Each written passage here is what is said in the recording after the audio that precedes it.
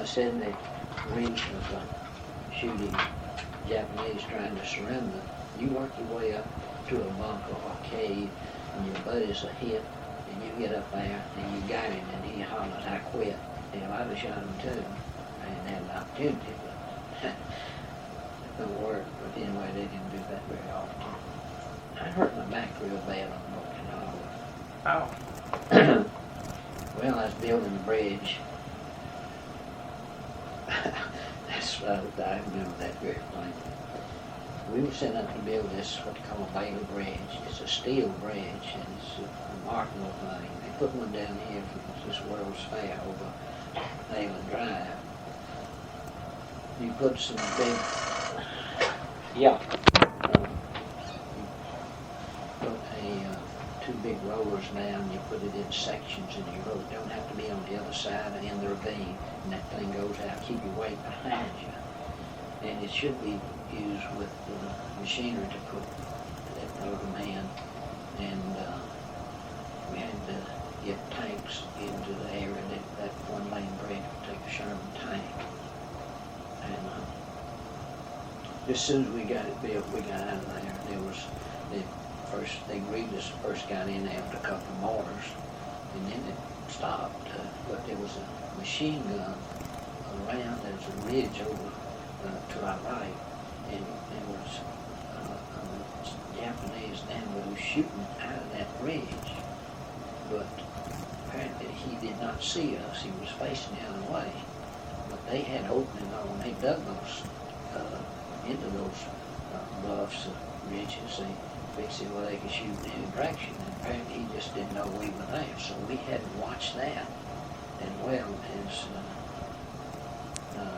worry about the mortars.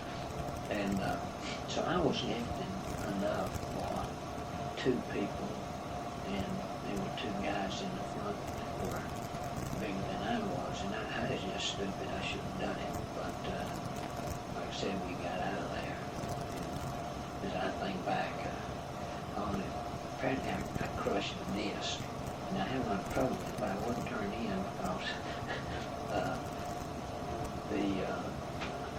you know, if you're bleeding, I got a broken bone on that, but my back hurts, you know. So then I was laying around, and then it started all that rain, and it seemed it's cold, and I got back hard to move. I got the corpsman, he would sit down, he would put my hot towels on it at night, and when I was pretty well disabled, but never did turn in.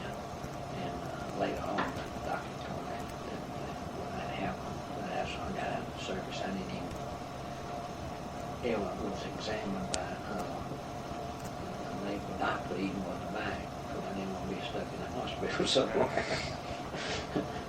So that did cause me some trouble. But for a while, the only thing I could do, I ended up driving a Jeep from the headquarters there, which ain't good for the back either. And they didn't tell me why, but a couple of those crazy officers were going to go down there one day when one infantry outfits was making a big push, and it's real spectacular after moving on this big hill. Those Corsairs were diving and strafing it and shooting rockets into that thing. And these guys were down there. Somebody must have told them that there's a Saki stash down there somewhere. And I parked the Jeep. They said, park it here. And I didn't like it as there were two wide open spaces. It's quiet there, but man, those mortars can go a long way. And they went off and went somewhere else. And I said, I'm going to move that damn Jeep.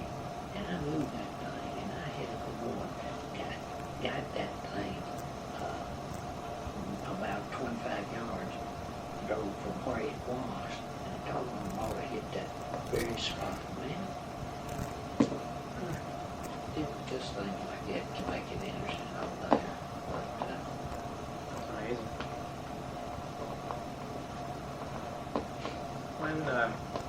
When did you get your discharge from the Marine Corps? well, then after Okinawa, see, I remember laying that when they said the battle was over. The war was over. I was laying in a sack cot on Okinawa. They put us up into the far end, the rehabilitation camp, and it was wild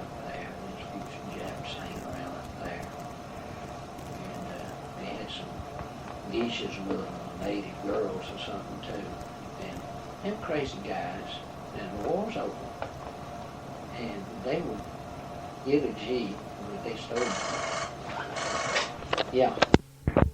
You're talking about the rehabilitation camp? Is that what they? Oh, they sent up there. And, War ended. see it, and they said, you know, the war's over, and I was laying in the sack, and I had two real distinct feelings. One, I don't know why they did the first division. I said, the war will be over when I get home. And then another, I said, I wish I'd got hold of the masters. That just plain it. Why did you feel that way? Well, I thought they were the most cruel people in the world. And he lost too many buddies out there. So, it's just the way I felt about it. I have a picture that I cut out of a Life magazine. Let's see, what was it? Well, so what they did to the 1st Marine Division was they sent us to North China, the only place in which they were still shooting, as I recall, theoretically to disarm the Japs. Now, when the Japs quit, they quit. That was it. And they would have gone back themselves, as far as they know. But what we really were there for was keep the communists from peeking in the Tennessean area. We had a 6th Division down around St. Tao. So we had 2 Marine divisions over there. And out around us was hundreds of thousands of communist troops. Now, they wouldn't fight, but they would snipe at you and this sort of thing. And then again, here the war was also missed getting shot over there about 8-10 inches. They would do such things as this. There was a 1-lane concrete highway between Peking and Tennessee. It's about 80 miles. And we were, let's see, I believe we were in Peking, and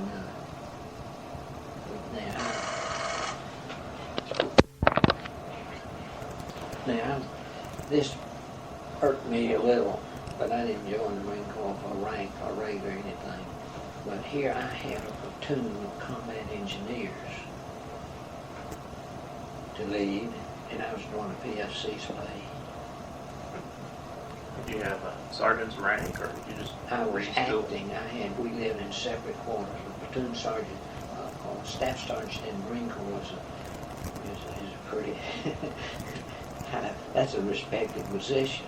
So I had to, but we didn't get the rates. And apparently what happened was the Marines would not take blacks. They had a bad experience, I think, in World War I, and they would not take them. And due to the efforts, I think, of Governor Roosevelt, they started taking them. And what they would do, they would not put them in combat outfits. Now, I read of stuff. I read about the exploits on Pelham, but I never saw them. And they would put them in what they call defense battalions, and put them, these were anti-aircraft outfits, and then they'd put them off on some island. Really wasn't anything to defend. And I never saw a Marine anti-aircraft outfit myself, where we were. And sometimes they were used for loading ships and things. But to make sure they were pacified, I saw one of those outfits one time I discharged. They had every stripe and every rank you could possibly get. And I expect the money was going there instead of to us that were getting shot at. But then again, I didn't join for anything, but when I was doing the job, I should have had. Anyway, I took a platoon with a bulldozer out there on the trailer to fill that hole up. And we had an infantry platoon with us, and we were riding along there. It was a pleasant day, and I was on the back of the trailer there, and all of a sudden the guy I was talking to grabbed his side, and I looked down there, and then there's a red streak across. Didn't even break the skin, but it sure burned him. And he goes, What was it? it was a sniper, and they shot him from this field we were going through. It was kind of a wheat field where the road was up high. And that guy, well, from where he was shooting, we stopped and grabbed our weapons, and I jumped off the trailer, and I ended up on the side the shooting was coming from. I changed that real quick, I remember that. But where he was, very likely from where we were standing, I was at the back of the trailer. He was probably trying to pick me off, and his windage wasn't very good with that truck. Yeah, the war's over, and it was That'd have been something. and anyway, we harvested that field of wheat out there. We hadn't shot our weapons since Okinawa, and we did have to clean them. And they made us get the equipment out of there, and then again, we don't know what the infantry did. But there was one incident in China in which the communists would be in uniform, but they were everywhere. And they shot a Marine patrol. We had sent patrols out to know what was going on in this little little village. They shot one of the Marines, and the Marine patrol chased him into town, and he out in all guts and things. Just everybody's just alive. And he got the mayor, the head man, whatever they call him, and told him they wanted that guy. And he wouldn't do it because they'd probably kill him if he had you. And so finally, he said he gave him, I believe, 30 minutes or something like that. And then he backed off and lobbed some 60mm mortars. I guess it's phosphorus shells, which no shrapnel, but probably set some of them shacks on fire. And then they brought him out. The National Council of Churches really got on the Marine Corps for using such vicious tactics. They didn't give a damn about the Marine getting shot.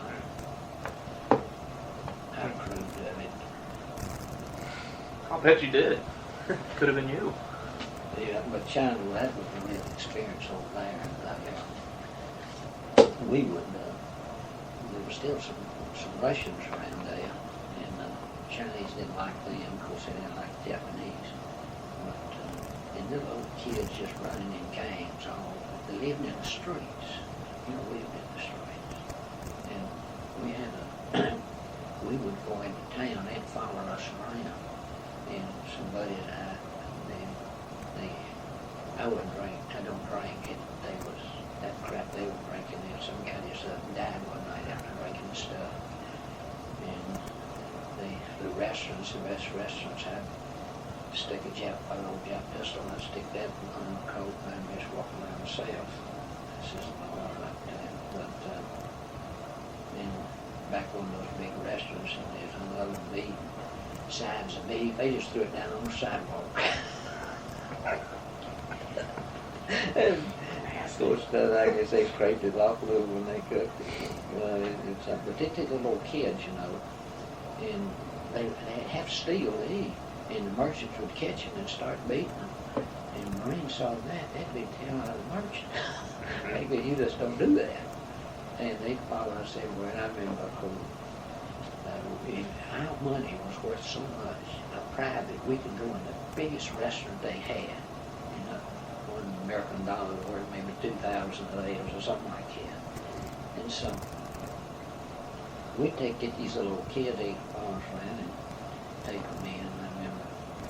3 or 3 started in this big fancy restaurant with about 15 of those little kids. And the guy at the door, no, they can't come in, they can't come in here. So boy, he get him. Said, listen, we can't.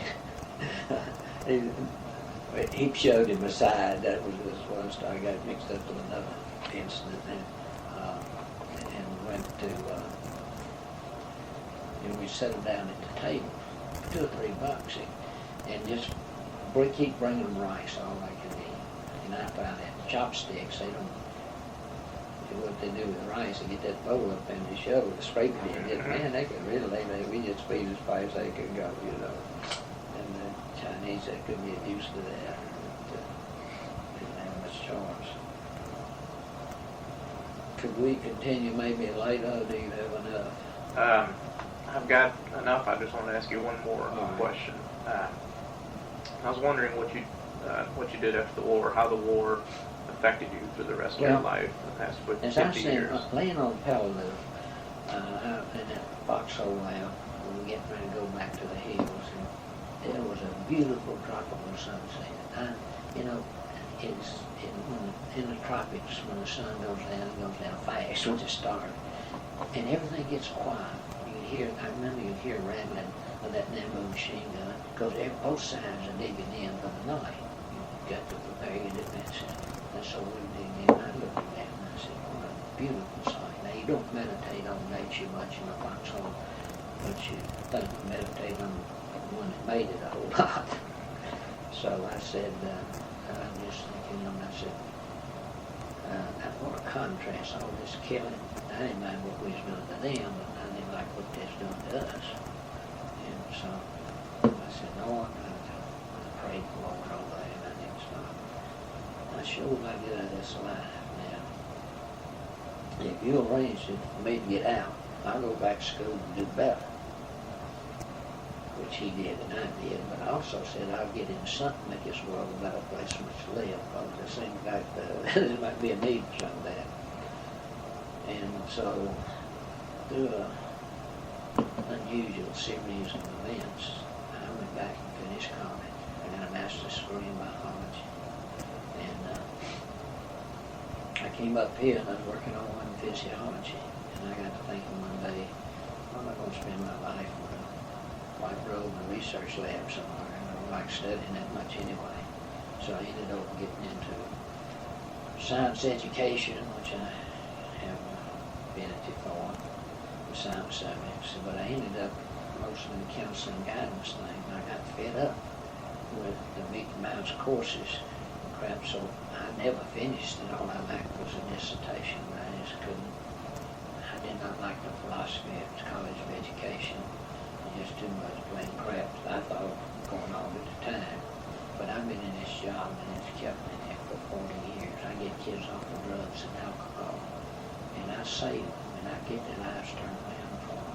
And I thought about getting out because the money's not here, and I don't get along with people I'm working with. As I said, they've been absolutely trying to get me out for about 15 years at least. The vice chancellors that like me too.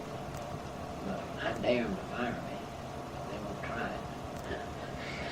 Because too many people I've helped, and they're in high places. I expect that's the reason. And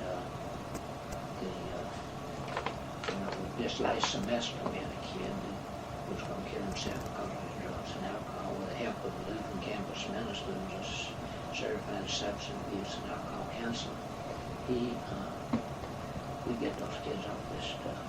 We go out, we stay up, and get them in treatment and then back in school. He say 2 girls in one semester, one's going to overdose, the other's going to jump off the building. Well, like I say, there's not much money in this job, and I don't get along with people I work for, because in doing that, I go against some of their little plans and things they want done. Well, you should do it this way and that. I get the job done, and that's why I'm doing it. To save one of those kids, well, you can't buy that. $1 million, I wouldn't trade it for $1 million. I haven't missed any meal. My family supported. I got a Harley Davidson sitting in the garage, and I like to shoot. I got a good family, 4 grandkids, wanting more, so it's a great life. And you feel your war experiences led you to pursue this work? Well, yeah, that's the reason I'm in here, because I made that promise. Otherwise, I wouldn't have put up with the crap I put up with. But I went, and they say the Lord opens and closes doors. I don't know His people. I started getting out of this thing, and the door closed, and I started to get out again, and He slammed it, and I said, Lord, I'll stay. And things have, got a whole lot. So that's what I feel about it. And I've seen some, I just appreciate being in the position to help the kids like I am. And everywhere I go, I run into somebody that's enough now, and they say thank you. That's the payoff, Yep. really.